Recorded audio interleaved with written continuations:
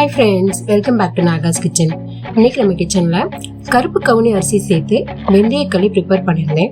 அந்த ரெசிபி எப்படி இருந்தது அப்படின்றத இன்னைக்கு உங்களோட நான் ஷேர் பண்ண போறேன். ஆல்ரெடி நம்ம சேனல்ல இதே கருப்பு கவுனி அரிசி வச்சு தோசை, இட்லி அண்ட் பணியாரம் எப்படி பண்றதுன்ற வீடியோ போஸ்ட் பண்ணிருக்கேன். அதோட லிங்க் கீழே டிஸ்கிரிப்ஷன்ல கொடுக்குறேன், அதையும் பார்த்துக்கோங்க. ஓகே ஃப்ரெண்ட்ஸ், இப்போ இந்த ரெசிபி எப்படி ப்ரிப்பேர் பண்றதுன்றத பார்க்கலாம்.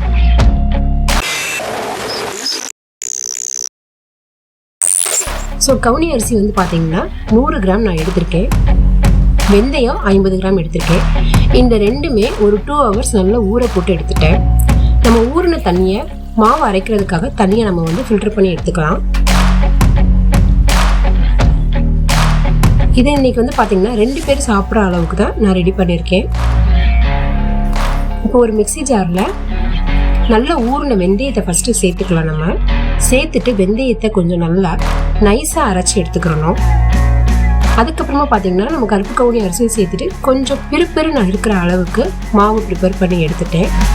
இதோட நம்ம ஏற்கனவே ஃபில்டர் பண்ணி வச்ச தண்ணியையும் சேர்த்து கொஞ்சம் நல்லா கட்டி இல்லாமல் களி கிண்ட போடுறதுக்கு முன்னாடியே கலந்து விட்டுக்கிறணும்.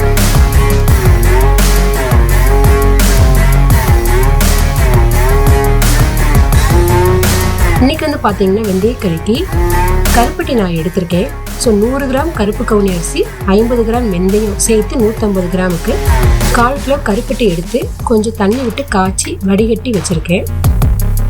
இந்த வடிகட்டின கருப்பட்டி பாகோட நம்ம ரெடி பண்ண அந்த மாவு சேர்த்துக்கலாம். மாவு சேர்க்கும் போது நல்லா கலந்து விட்டுக்கிட்டே சேர்த்துருங்க, இல்லைன்னா கட்டிப்பட்ட மாதிரி ஆயிரும்.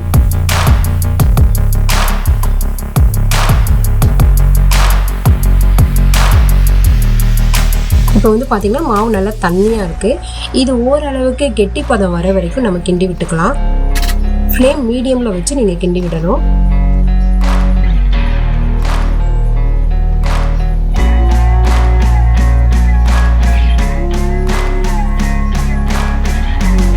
இப்போ பார்த்தீங்கன்னா ஓரளவுக்கு இந்த களி கொஞ்சம் கெட்டி ஆயிடுச்சு. இதில் ஒரு 25 mlக்கு கொஞ்சம் நல்லெண்ணெய் நான் ஆட் பண்ணிக்கிறேன். சில பேர் களி சாப்பிடும்போது நல்லா தொட்டு சாப்பிடுவோம், ஆனால் நான் செய்யும் போதே நல்லெண்ணெய் சேர்த்து செஞ்சுட்டேன். இப்போ சிம்மில் விட்டு ஒரு 5 நிமிஷம் கழித்து இப்போ களி பார்க்கலாம். இப்போ பார்த்தீங்கன்னா ஒரு ஹாஃப் குக்கு தான் வெந்திருக்கு. களி எப்படி வெந்திருக்கு அப்படின்றத பார்க்குறதுக்கு நம்ம ஜஸ்ட்டு கையை தண்ணியில் நனைச்சிட்டு அந்த களி மேலே தொட்டு பார்த்தோம்னா கையில் ஒட்டாமல் வரணும். அப்போ தான் களி வெந்திருந்துருக்குன்னு அர்த்தம். இப்போ இதோட சுவைக்காக 1 டேபிள் ஸ்பூன் நெய் ஆட் பண்ணிட்டேன். இப்போ நான் தொட்டு பார்க்குறேன், கொஞ்சம் அந்த களி லைட்டாக கையில் விட்டுது. ஸோ இன்னும் ஒரு 5 மினிட்ஸ் நம்ம சிம்மில் விட்டு வேக விட்டுடலாம். ஸோ 5 மினிட்ஸ் கழிச்சு பார்த்தீங்கன்னா களி நல்லாவே கெட்டியாயிட்டு நல்லா வெந்திருக்கு.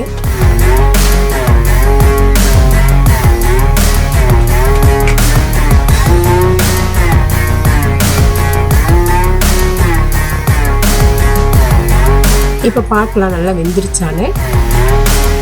நல்லாவே வெந்திருச்சுங்க. இந்த களி வேகிறதுக்கு ஒரு 10 நிமிஷம் போதும். நீங்கள் சிம்மில் போட்டிங்கன்னா போதும்.